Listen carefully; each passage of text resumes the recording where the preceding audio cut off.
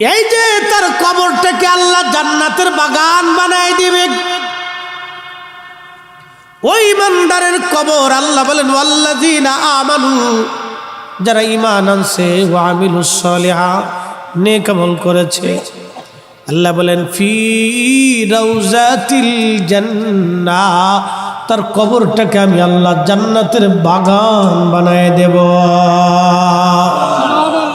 আল্লাহ নবী বলেন ইন্নামাল কবরু রাউজাতুম মিন রিয়াজিল জান্নাহ, নিশ্চয় কারো কবর জান্নাতের টুকরার একটা টুকরা হয়ে যাবে। আও হুফরাতুন হুফারুম মিন নার, কারো কবর জাহান্নামের টুকরা হয়ে যাবে। এই ব্যাধিতে আব্দুল্লাহ ইবনে উবাই জাহান্নামে চলে গেছে। এই ব্যাধিতে আব্দুল্লাহ ইবনে উবাই জাহান্নামে চলে গেল। এই ব্যাধিতে আব্দুল্লাহ ইবনে যুলখুলাইসা জাহান্নামে চলে গেল। এই ব্যাধিতে ইয়াজিদও জাহান্নামে চলে গেল। ইয়াজিদের সাঙ্গপাঙ্গরাও জাহান্নামে চলে গেল। এই ব্যাধিতে খারিজি রাফিজিরাও জাহান্নামে চলে গেল।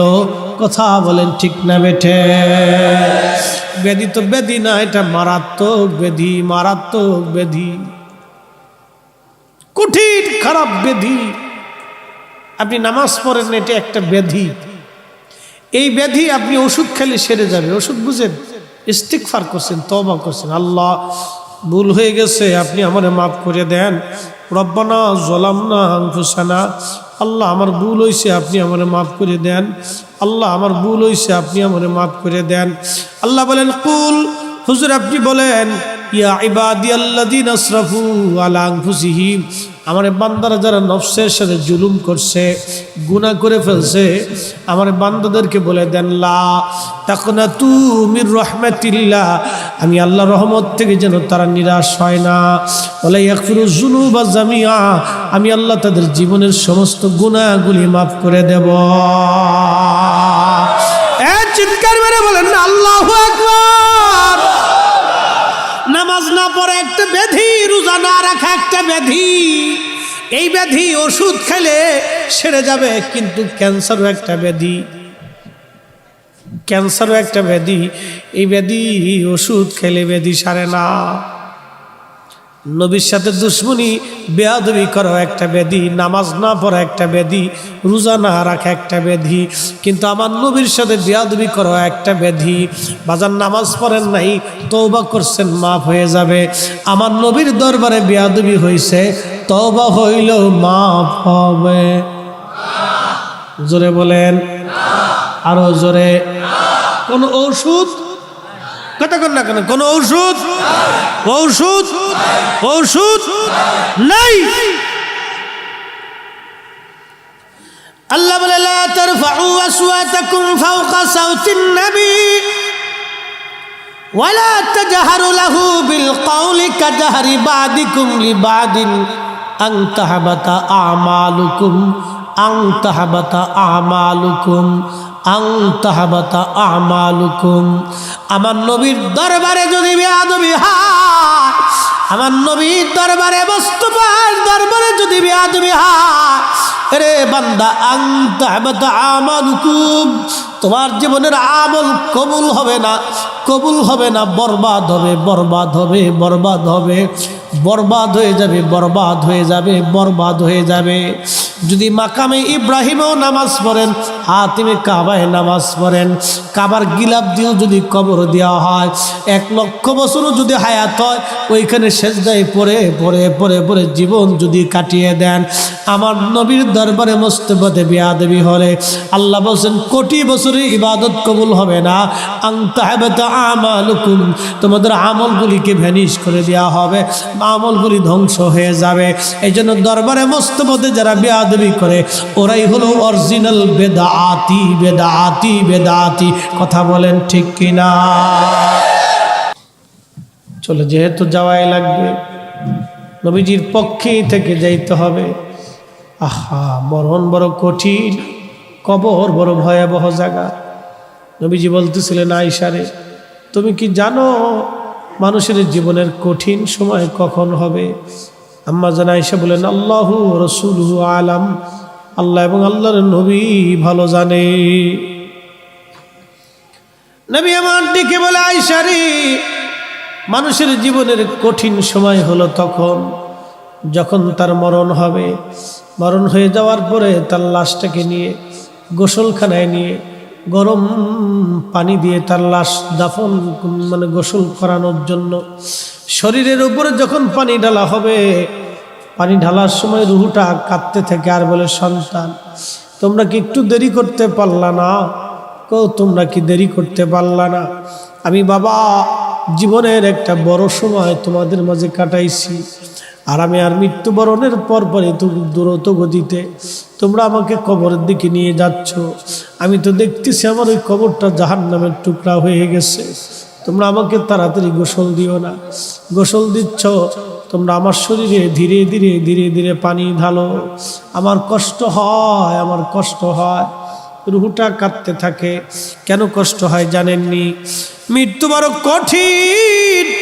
মৃত্যু মানুষের রুহু যখন বের হয় তখন সমস্ত শরীরে শিরায় শিরায় শিরায় শিরায় শিরায় শিরায় মৃত্যুর যন্ত্রণা ভোগ করতে থাকে। মৃত্যু বড় কঠিন। মানুষের প্রত্যেকটা শিরায় শিরায় মরণের যন্ত্রণা আসে। আল্লাহ নবী ডেকে বলে, আয়েশা রে, যখন ওই রুহুটা কাঁদতে থাকে কিন্তু দুনিয়ার কোনো মানুষ এবং জিন তার কান্না শোনে না, অন্যান্য মাখলুকগুলি তার কান্না শুনতে থাকে, শুধু মানুষ এবং জিন তার কান্না শুনতে পায় না। যখন তাকে খাটিয়ার ভিতরে করে কাঁধে করে মানুষ কবরের দিকে নিয়ে যায় তখন ওই মৃতদেহ কাঁদতে থাকে। রুহু কাঁদে আর বলে, সন্তান রে, দেরি করতে পারলা না। আমি জীবনে কত বছর তোমাদেরকে আগলায় রাখছি। আমার কোলে না ঘুমাইলে তুমি ঘুমাও নাই, আমাকে না দেখলে তোমার ভালো লাগে নাই। আমি বাবা রোদ বৃষ্টি ঝড় তোমার উপেক্ষা করে, আমি মা আমার জীবনের কত সুখ আহ্লাদকে উপেক্ষা করে আমি তোমার জন্য বাড়িঘর বানায় আসছি। সন্তান রে, এই বাড়িতে একটু রাখার সুযোগ আমার হলো না। আমাকে এই বাড়িতে তোমরা রাখতে চাইলে না, খুব দ্রুত গতিতে আমাকে কবরের দিকে নিয়ে যাচ্ছ। ও সন্তান, একটু কি দেরি করা যায় না? আমার কবরটা তো বড় ভয়াবহ হয়ে রয়েছে। সাপ বিচ্ছু রাস্তাখানা রয়েছে, জাহান্নামের টুকরা হয়ে গেছে। সন্তান রে, অপেক্ষা করো, ধীরে ধীরে আমাকে নাও। আল্লাহর নবী বলেন, ওই সময় রুহুটা চিৎকার মেরে মেরে কাঁদতে থাকে, কিন্তু সন্তানরা দুনিয়ার মানুষ এবং জিন তার কান্না শোনে না। এই সিচুয়েশন আমাদের পূর্ববর্তী সবার হয়েছে, আমাদেরও হয়তো হবে। আরে কত ভয়াবহ! আল্লাহর নবী বলেন, আয়েশা রে, তারপরে জানো মানুষের জন্য কঠিন সময় কখন? আল্লাহর নবী বলেন, আয়েশা শোনো, যখন কবরে নামানোর জন্য দুইজন লোক কবরে নামে তখন ওই রুহুটা কাঁদে আর বলে, হয়তো এই দুইজন আমার সঙ্গে সঙ্গী হয়ে কবরে যাবে। যখন দুইজন তাকে কবরের লাশটাকে কবরের মধ্যে নামায় দুইজন উঠতে থাকে, কবরের উপরে উঠে চলে আসে, তখন ওই রুহুটা আরও কাঁদতে থাকে। আরে ভাবছিলাম এই দুইজন তারা আমার সঙ্গে যাবে, কিন্তু এরাও চলে যাচ্ছে। যখন বাঁশ দেওয়া হয়, মাটি দেওয়া হয়, তখন রুহুটা কাঁদতে থাকে আর বলে, সন্তান ফিরে চলে যায় না, আমার এই ঘরটা বড় ভয়াবহ হয়ে গেছে। সন্তান রে, সারা জীবন একটা ঘরের মধ্যে আমরা কাটাইলাম, এত তাড়াতাড়ি তোমরা আমাকে জুদা করে দিলা, এত তাড়াতাড়ি আমাকে কবরের ঘরে পাঠাই দিলা। ওই কবর দেখে বান্দা এইভাবে কাঁদতে থাকে, খুবই কান্না করতে থাকে। আল্লাহ নবী ডেকে বলে, মানব এবং জিন ব্যতীত সৃষ্টি সব তার কান্না শুনতে থাকে, কিন্তু কেউ বলতে পারে না। আয় হায়, কি সর্বনাশ! যখন বান্দার কবরস্থ করে সব মানুষ চলে আসে, তখন ফেরেশতারা এসে ওই মৃত্যু ব্যক্তির রুহু, দেহের ভিতরে রুহুটা আবার ফিরিয়ে দিয়ে ওই মৃত্যু ব্যক্তিকে কবরের ভিতরে বসায়া মুনকার নাকির দুইজন ফেরেশতা থেকে প্রশ্ন করে, মার রাব্বুকা, তুমি বলো তোমার রবকে, ওমা দিনুকা, বলো তোমার দিন কি, মা কুনতা তাকুলু ফি হাক্কি হাযার রাজুল, আমার নবীকে সেই দিন দেখায় বলা হবে, বলো এই লোকটা সম্পর্কে তুমি কি বলতে, তোমার আকীদা কি ছিল তুমি বলো। এই নবী সম্পর্কে তুমি কি জানতে, তুমি কি বলতে, তুমি বলো, তুমি কি বলতে, তুমি বলো। আল্লাহর নবী বললেন, যদি ঈমানদার হয় তাহলে সে উত্তর দিবে, আর যদি মুনাফিক ও বেঈমান হয় তখন সে শুধু বলবে লা আদরি লা আদরি লা আদরি, আমি কিছুই তো জানি না, আমি কিছুই বলতে পারি না, আমার জবানে কোনো কথা আসে না, আমি কিছুই উত্তর পারি না। তখন বলতে থাকবে, আল্লাহ বলবে, ফেরেশতারা আমার এই বান্দার কবরটাকে হুফরাতুম মিন হুফারিন নার, একবারে জাহান্নামের টুকরা বানায় দাও, জাহান্নামের টুকরা বানায় দাও, জাহান্নামের টুকরা বানায় দাও। আর যদি নেককার হয় তখন ওই বান্দা বলে, মার রব্বুকা, তোমার রবকে? বলে রব্বি আল্লাহ, আমার রব হলো আমার আল্লাহ। আমার দিনুকা, তোমার দিন কি? বলে ইসলাম। মা কুনতা তাকুলু ফি হাক্কি হাদার রাজুল, এই লোক সম্পর্কে তুমি কি বলতে, তোমার কি আকীদা ছিল তুমি বলো, তোমার কি বিশ্বাস ছিল তুমি বলো। হাদার রাজুল নবিয়ুনা মুহাম্মদুর রাসূলুল্লাহ সাল্লাল্লাহু আলাইহি ওয়াসাল্লাম। তখন এই লোকটা উত্তর প্রদান করে দিবে, আল্লাহর পক্ষ থেকে তার জবাব এসে যাবে। একবার জোরে বলা যাবে কি সুবহানাল্লাহ। এখন প্রশ্ন করি, বুঝলে ওয়াজ তো শুনছেন অনেক সময়, সারা জীবন ওয়াজ শুনবেন। আচ্ছা আপনারা বলেন, এই মাহফিল থেকে বাড়ি যাওয়ার মতো সুযোগ আমাদের আছে? হ্যাঁ, কেউ কি গ্যারান্টি দিতে পারবো? 100% গ্যারান্টি জীবনে কারো হবে না। এখান থেকে উঠে বাড়ি চলে যাব, নিঃশ্বাস গ্রহণ করেছি ছেড়ে দিব, এমন কি কোনো গ্যারান্টি আছে? নিঃশ্বাস ছেড়েছি আবার টেনে নিব, এমন কোনো গ্যারান্টি নাই। আল্লাহ বলেন, বলে ইউআখিরুল্লাহু নাফসান ইযা জাআ আজালুহা।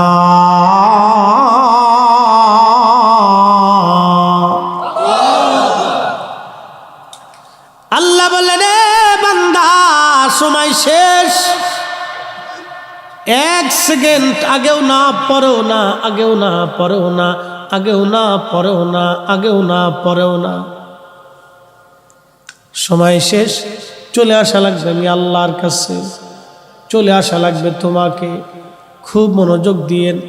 যদি তাই হয়, আজকে যদি আমি ফরিদি সাহেবের মরণ হয়ে যায়, আমাকে দেশের বাড়ি নিয়ে যাওয়া হবে, আগামীকাল সন্ধ্যার আগে আমাকে কবরস্থ করার জন্য সবাই চেষ্টা করবে, কারণ সন্ধ্যার পরে কেউ ঝামেলা রাখতে চাবে না। সন্ধ্যার আগেই কবরস্থ করার চেষ্টা করবে। সন্ধ্যার আগেই যদি কবর হয়, তাহলে সন্ধ্যার ভিতরেই আমাকে সওয়াল জবাবের জন্য সম্মুখীন করা হবে। তাই যদি হয় যুবক বন্ধু, বাবাজি, বুঝে যান, শিখে যান, শুনে যান, আগামী দিনের কবরের প্রশ্নের জবাব দেওয়ার জন্য আপনি প্রস্তুত আছেন কি না, এই চিন্তা যদি অন্তরে আসে তাহলে এই কাজ হয়ে যাবে। আগামী সময়ে কবরের 3টা প্রশ্নের জবাব দিতে পারবেন কি না, এই চিন্তা যদি মগজে আসে তাহলেই কাজ হয়ে যাবে। চিন্তা মগজে যদি আসে,